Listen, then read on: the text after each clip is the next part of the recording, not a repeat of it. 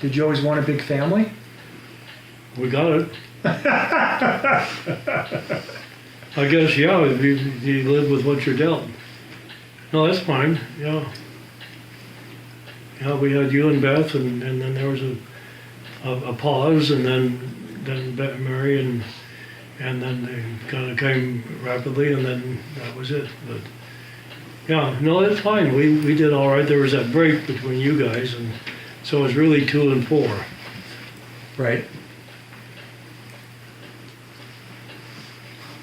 And then finishing up with Chris that you got from Mexico. What? And you got Chris from Mexico. Yeah. Yeah. Well, we really don't need to be on the tape here. I can edit that out. Yeah. Anything else I had about that?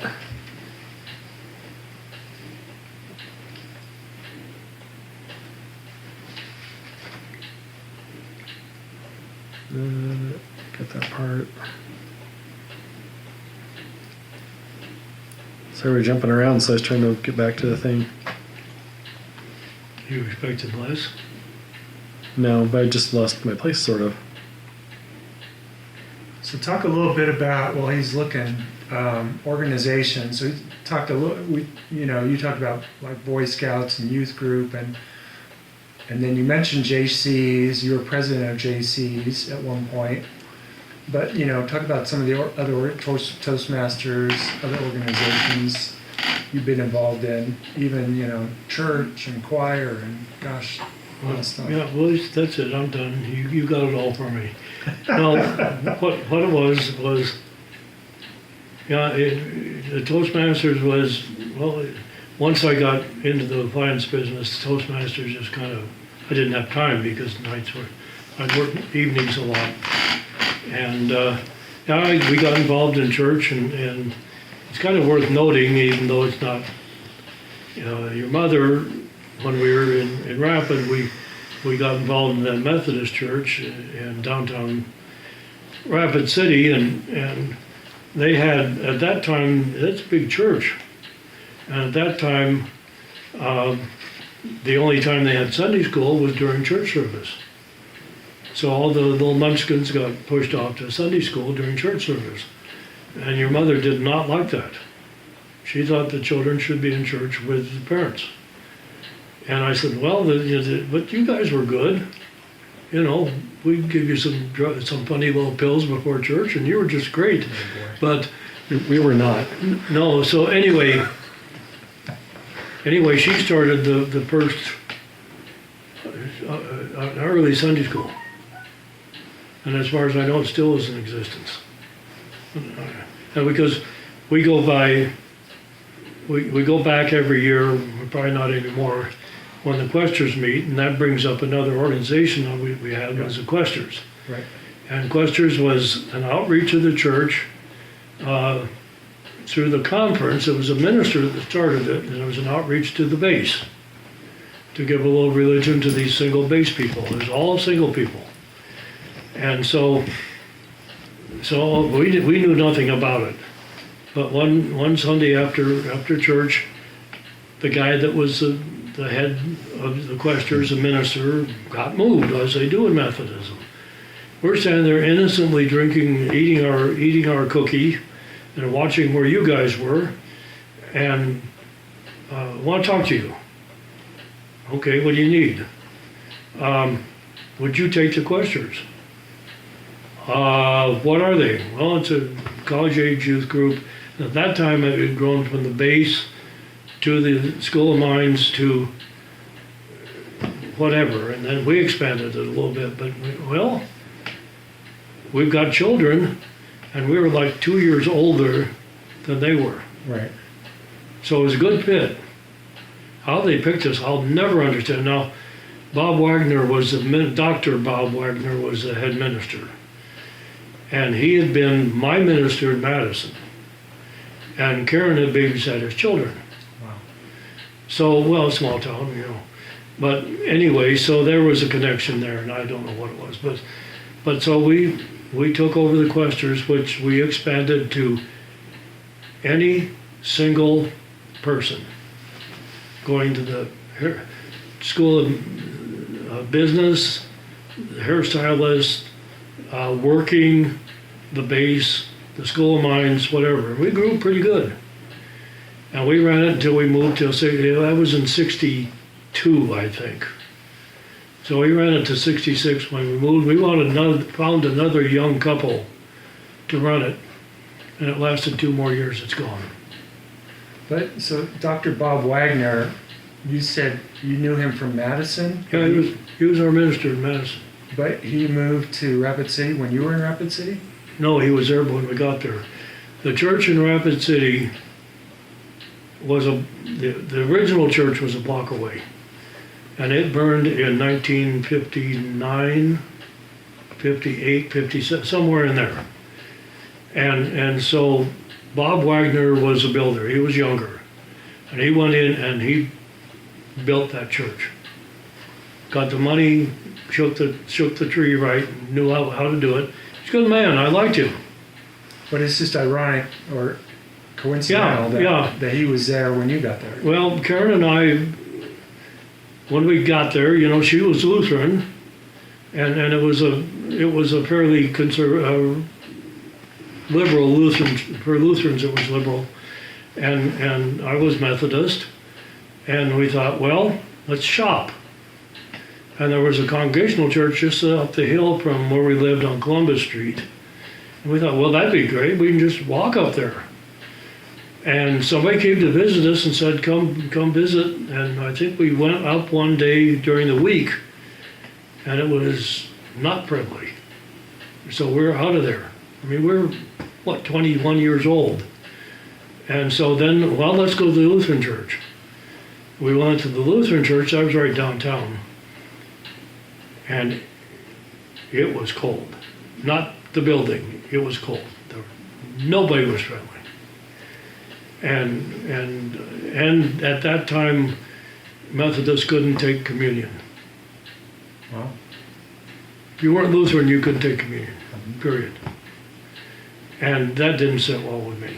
And it didn't sit well with your mother. And so then well, now what do we do? And so there was a Methodist church, and well, let's go. It's new, it's shiny. That thing, the paint was hardly dry. And I said, we're going to get dinged for paying for the church. And they really didn't push that hard. So we went to that church, and it was a fit. And there on Columbus Street, it wasn't all that far to go. When we moved out to Hoper, it was a long drive. But that's how we wound up. So, But the Questers, and then from the Questers, and then that was pretty much my focus in Rapid. Toastmasters, Questers, and I was a JC, in Rapid? Junior Chamber of Commerce. Oh yeah, well, because of business. That's the place you go for business. Right. And they met on the top floor of the Alex Johnson Hotel. I've been there. Yeah, I'm sure you had meetings there, but top floor of the Alex Johnson, you had lunch. And then you went in, you had a 50-50 drawing. And I'll be darned, one time I won the 50-50 drawing. And it was all quarters and dimes. And so I have my pockets full of money, walking 2 blocks to the bank to get rid of this money. It was $150. How'd your pants stay up is a bigger question. In 1963 money. Wow. And it was enough to buy the lawnmower. Holy cow. That's where that came And from. we drove that thing for years. Yes, I mowed with it. The gas one. Yeah. And the motor is still in the rafters of the garage in Torrington. Well, of course it is. It still isn't bad. But anyway, so I won that. And then when I went to Torrington, then that's when I continued the JC thing, and I became president because everybody became president, and I got to be state chaplain, and I went to a couple of conventions, national conventions, for JCs, and Then at 35, you become an exhausted rooster. And they give you a pin that says exhausted rooster. You can still go to the meeting, but why? And it was a drinking organization. I didn't drink. So I got to drive people home. So at that point in time, my friend Frank Stam, which you knew, and you may have known Frank and Toby. Frank, yeah. From the church, yeah. He had said, and my father, at that time, the fathers didn't push the sons to join lodge. But, I got the hint. And so Frank said, I think I'm going to join Masonry. And he had no Masonic connection. I said, well, if you go, I'll go. So we went together. And Smith, can't think of it, had the welding shop. We were all about the same age. And we went together, and Frank and I got active, and he never did. And so Frank followed me through the chairs. And so I became master of the lodge, and it never stopped. And so they came to me to be a district instructor, so I had lodges around the area. And from that I became director of Masonic education. And then from that move I became Grand Director, which was the same job, but I got to be a Grand Lodge officer. I had that until I moved. And somewhere along the line, 1993, I joined Scottish Rite, which is just a branch of Masonry. And really didn't do much, and all of a sudden I get a letter that says, you're an honor man, you get a KCCH Red Hat. Wow. So I started going, and I got on a couple of degree teams, and that was about it, but it was fun. And then I got involved, earlier with you guys, you got me involved in DMLA. Because since you went in, Bill Brown put the arm on me to be a ritual advisor. That's where I started. And I wound up being, I could have run for Grand Master at DMLA. I didn't have the $30,000 in the year of my life to do it, so I didn't do it. And I'm glad I didn't. So that was another thing, was DMLA. I spent a lot of time, a lot of money on it, and then I destroyed it in Wyoming. And let's see, what else did I do? I was in the Wyoming, in the Torrington community choir at the college, and did all that. And then we went to New York and sang in New York with the Casper Children's Chorale, and that was quite an experience. And we sang around. We sang in Laramie, sang in Casper, and then when I got so involved in Masonry, I had the choir had to kind of go sideways. That was after your mother died. I kind of lost the interest to sing. And but stayed in church. I was still active in church. I do your job now. I change the slides on the screen. Nice. It's a big responsibility. Do you want to talk about why you destroyed DMLA or not? It's up to you. Do you have another 2 hours? No, why I destroyed it, DMLA over time, as did the Catholic Church, got really involved with youth protection. And DMLA was bad about it. Generally the old Mason that was Mr. Reliable had worked his way into being an advisor of the DMLA chapter. And he took the boys out to his cabin for a weekend retreat. He was a pedophile. And this happened, and finally DMLA got sued when they were suing the Catholic Church and the Boy Scouts. And so it was eventually, so DMLA got really, really stiff about it and fired a bunch of people, and they got to one point where they even, if you were even had tended toward homosexuality, you would get bounced. Wow. And was it right? I don't know. But I know they did to the guy that was the head of Washington State. Washington State had tons of money. They wanted to make some silly video, recruitment video. Cost them $10,000. They didn't have it. So they went to the guy in Washington that had hundreds of thousands, got him to pony up $10,000 for this video. He looked gay and kind of act gay, but he wasn't, I don't think. Hard worker and a good man. And as soon as they got his money, they bounced him. Wow. So anyway, long story short is, well, I was very successful and I'd gone 13 years and it was time to retire. I could see I was over 60. I was the head of a youth organization. Now this doesn't make a lot of sense. And it kept me young and kept me thinking young, kept me on my toes. I had Dan King and you knew Dan, and you knew Dan. He's a hard worker, good man. And so he was my pick to be, and so I took him into Kansas City a couple of times to my meetings, and then I went in one time and I said, he's my replacement. I'm going to retire next spring. Oh, okay, fine. And so they trained him and so on, and we made the change.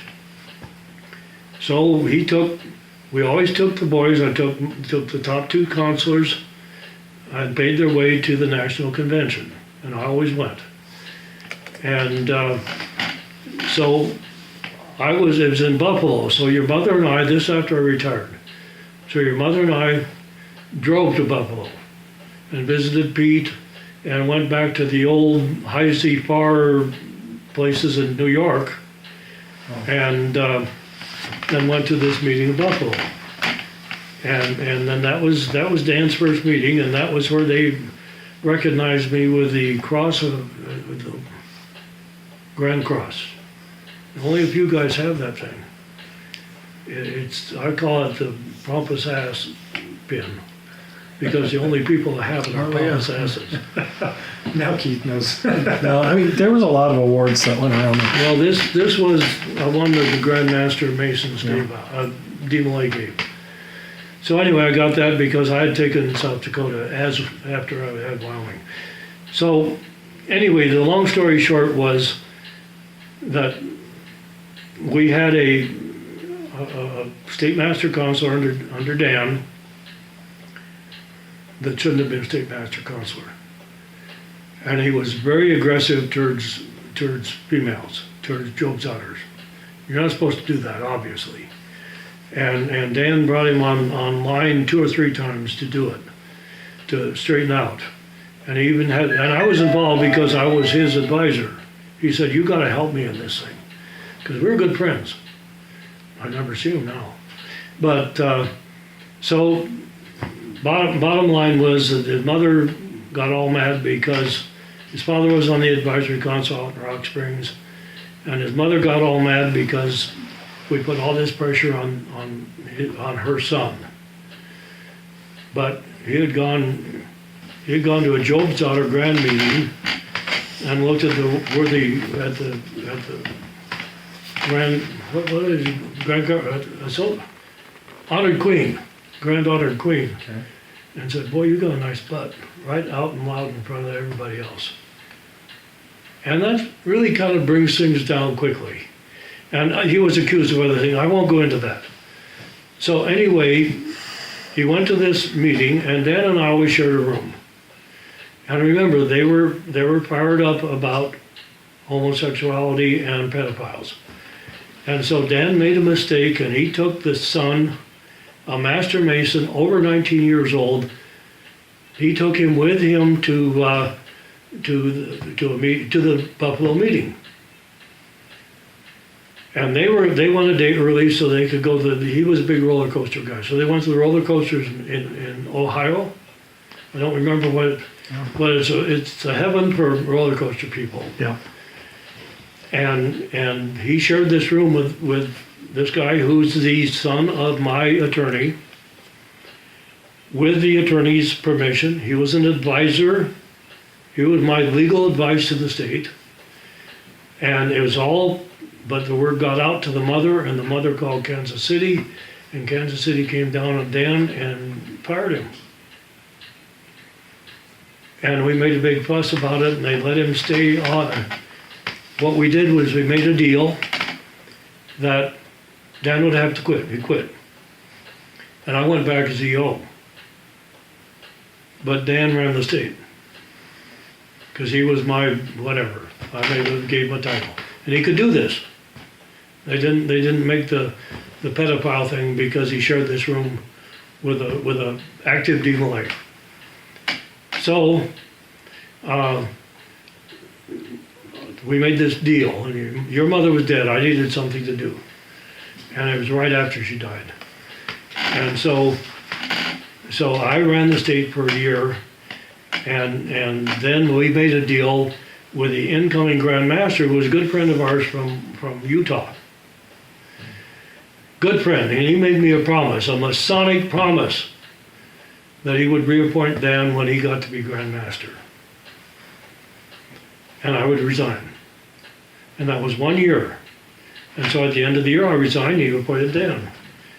And he wasn't the best character in the world, the Grand Master. Right.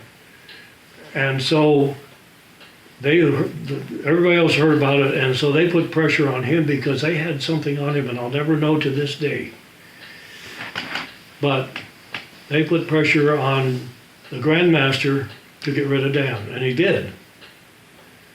And then the Grand Master Masons said, wait a minute, because he was a friend of Dan and I, and an ex-Marine. And Ron Triggs said, you two go out and make another youth organization. I am going to stop recognition of DeMolay in Wyoming.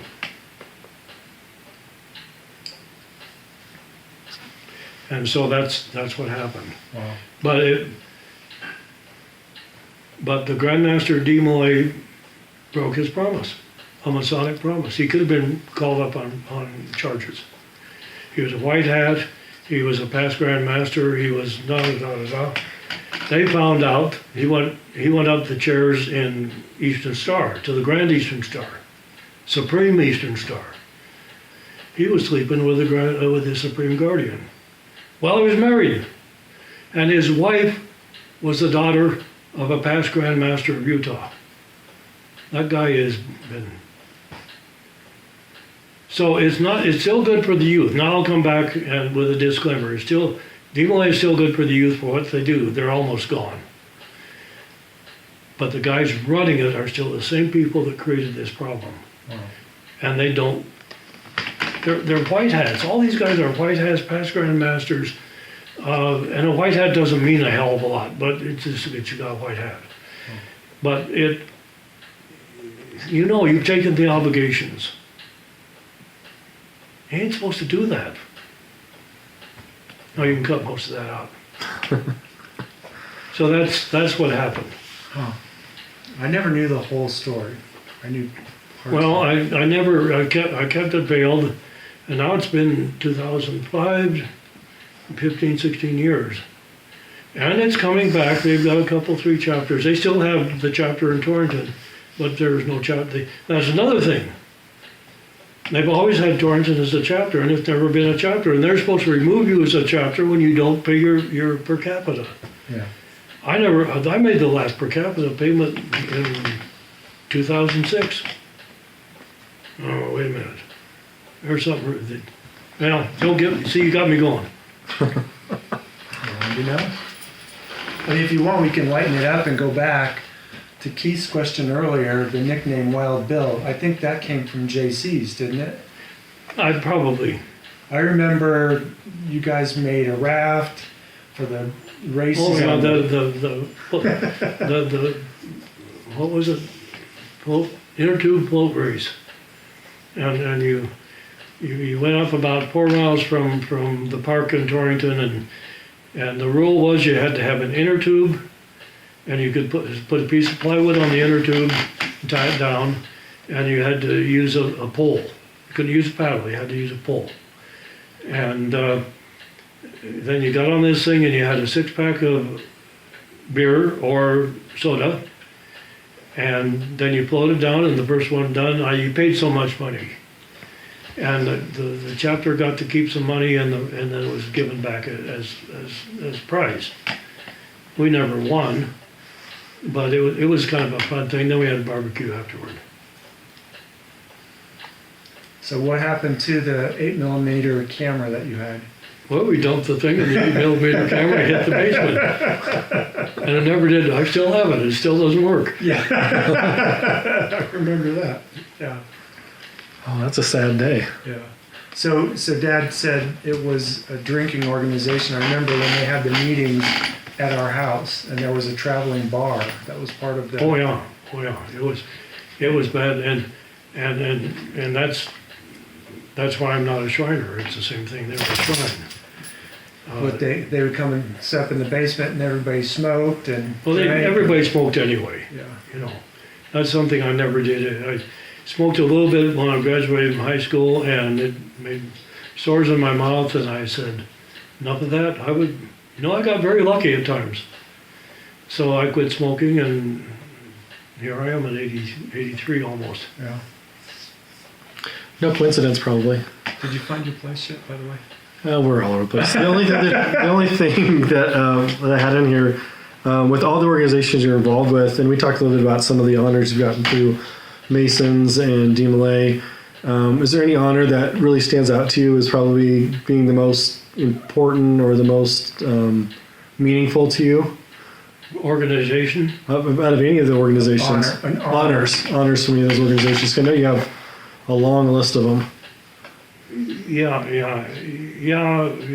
Joan said I should write this down for my funeral. I'm not going to have one, so don't worry about it.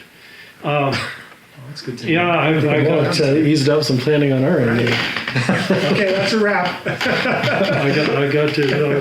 was president of JC's, and then I got to be state chaplain of JC's, and that was about the size of it. And the Masonic fraternity, well, we got to head the Questers. That was pretty much of an honor. That was a good thing, because they've stayed together. We're losing people now, and so I don't think we'll ever get together again. I'm going to wind up with all this stuff. When I go to Omaha, we're going to go on down to Kansas City, and to Olathe. And I'm going to pick up a bunch of stuff that Roger Bell had, and Roger died a year ago. So I don't know what will happen with that. I think Questers well, I'm the young one. But, so that was an honor. There's really not much honors there, but in DMLA, I was, Cross of Honor, Legion of Honor. I wasn't Cross of Honor. I was Legion of Honor. Executive officer, chairman of the Executive Officers Committee, Grand Cross. That's not giving out much. In Blue Lodge, I was master twice, and then I was named Mason of the Quadrant. They've got the plaque up on the wall. Back in, I don't know the years on it, it's back in the 80s sometime, or the 90s. And I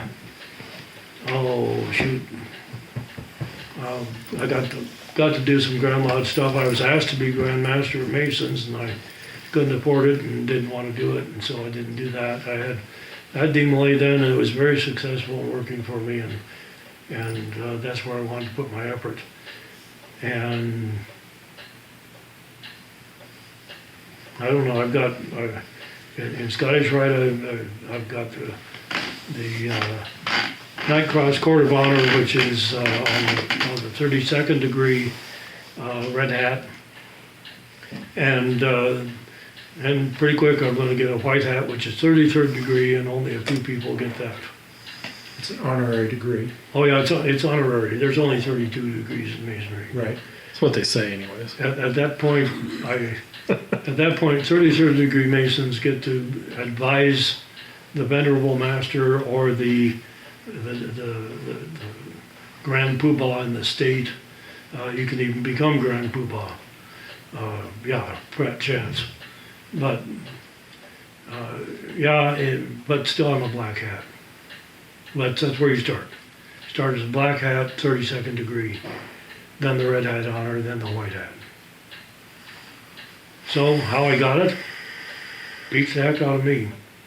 They must have gone back to Wyoming, because I have, in South Dakota, I'm on 1 degree, but I was on the same degree in Wyoming, and I have a very minor part, and for the reunion, and then Joan and I drive up to meet. We don't miss a meeting, but they have a great dinner, and they have a quick meeting, and they let Joan sit through the meeting. Why not? And then we have a nice drive home. It's not bad. It's usually pretty, and I toss in $25 a year on a half a hog raffle, and that's all I do in South Dakota. But they must have checked in Wyoming. I was a little more active and stuff there. So,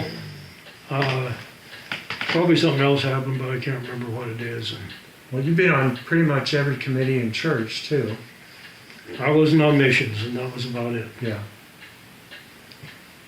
You were lay leader and chair of church council and Yeah, I was chairman of church council and hell, heck, whatever. I wasn't chairman of finance. I was on the finance committee.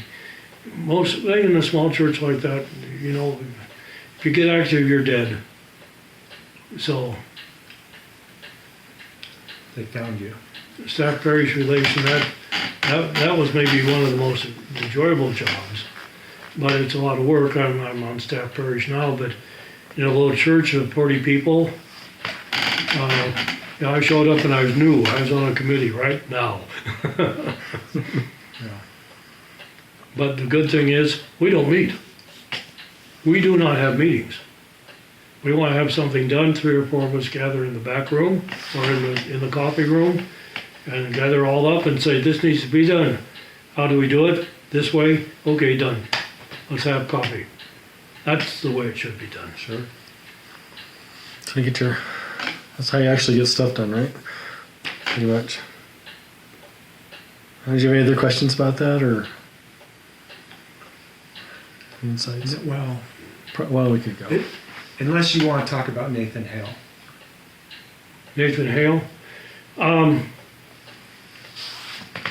We were charged by the Grand Master, Ron Triggs, who I will respect for many years.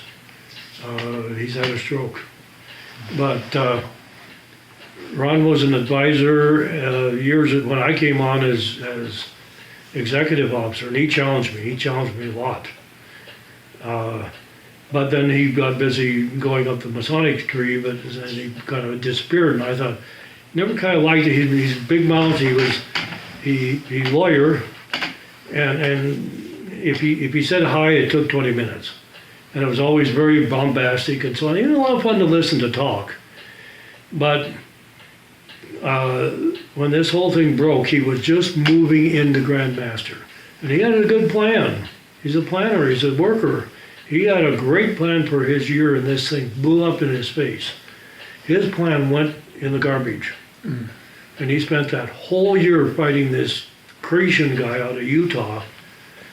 And he, just as soon as he withdrew with recognition, he said to Dan and I, and God, I can't think of him, down in Cheyenne, you form an alternate youth group. And we did. And it was good. It did everything DeMolay didn't. When you joined DeMolay, you could come to one meeting and quit. And never come back, never pay dues. Well, of course, you never paid dues. Your initiation fee was your dues. But then there was contributions and so on to projects. But we could not go and say, this member has quit DeMolay, take him off the rolls. We had to carry that boy until he's 21 years old. So that's the first thing we did when we set up Nathan Hale. Nathan Hale was a Mason, and he was hung for standing up for what he stood for during the Revolutionary War. And so that was what we based it on. We made it an open meeting that the parents could come to. We cut the degree way down and made it a different degree. We made it very possible that if a boy quits, he quits.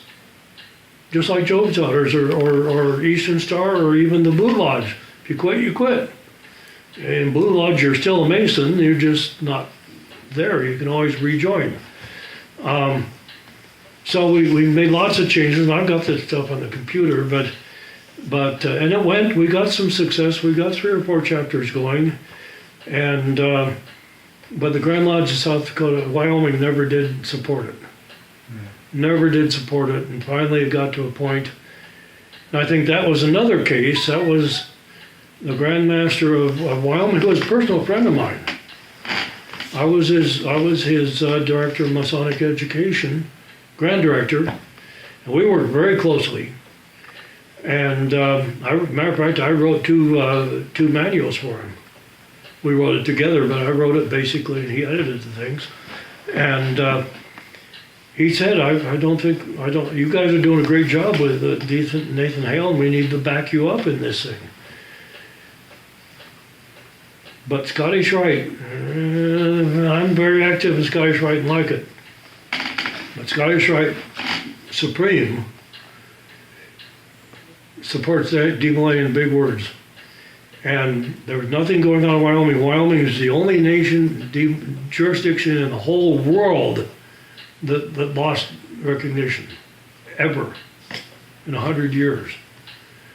And Scottish Rite and demolay, of course, wanted it back, and Scottish Rite puts a lot of money in demolay. And John Farmer was Grand Master, and he was very active in Scottish Rite.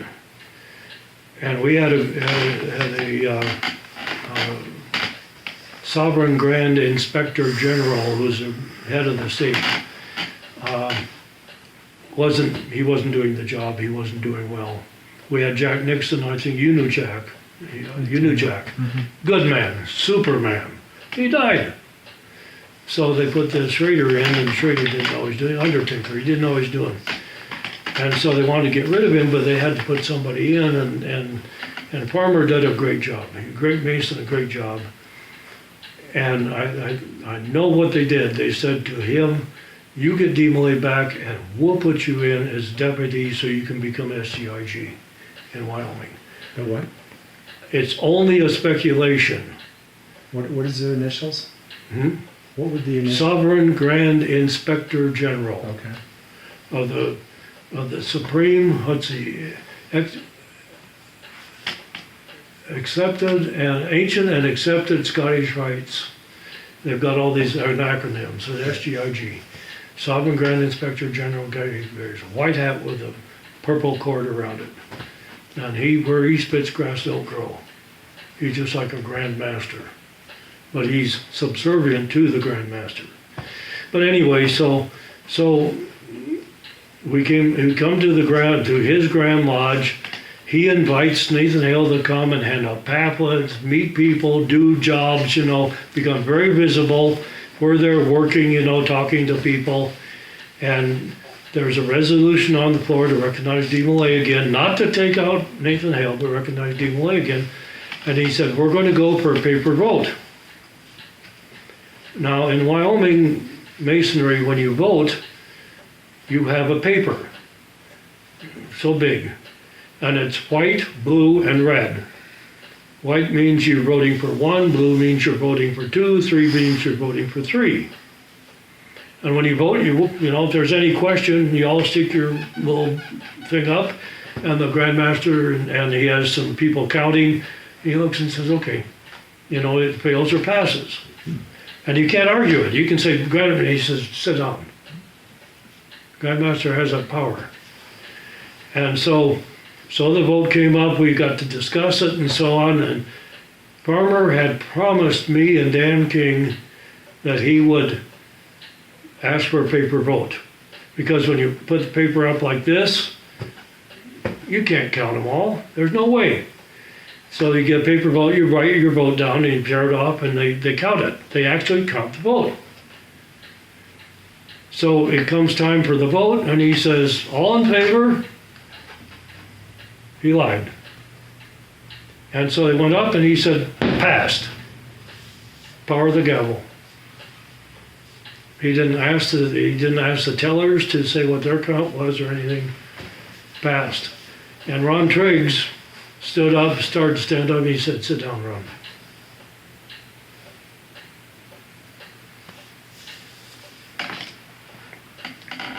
So there he lost my admiration.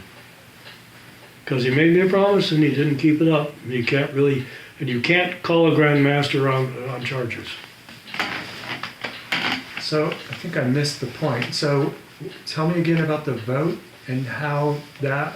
When you register to vote, you get a piece of paper. It's long and skinny, and it's got, as an officer, you have to be an officer of the lodge or a past master, or that's who gets to vote, or a proxy.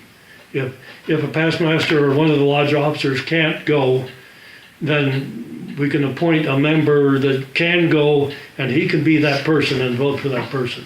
Okay. And so the vote is it's a piece of paper. It's about this big and about that wide. And on the top it says vote for this particular grant, and so you can't take some other piece of paper. And then it's got tear-offs for votes. And you're voting to recognize Nathan Hale. No, you're voting to recognize D. Millay. Oh. Again, D. Millay had been taken out. Okay. It was not recognized anymore. I can find the proceedings and show you where it happened. All right. And so it was gone goose in 2005. But so what you just described recognized D. Millay again. Yep, it was recognizing D. Millay. And so Nathan Hale is now in competition with. Yep. Okay. They probably have now, but Nathan Hale just kind of slipped into the dark. All right. That's okay. Yeah, I got it mixed up. because the support of the lodge is all kind of focused. I think that's what they wanted anyway. But, and we, by our own choice, didn't roll out all the sordid details of what happened.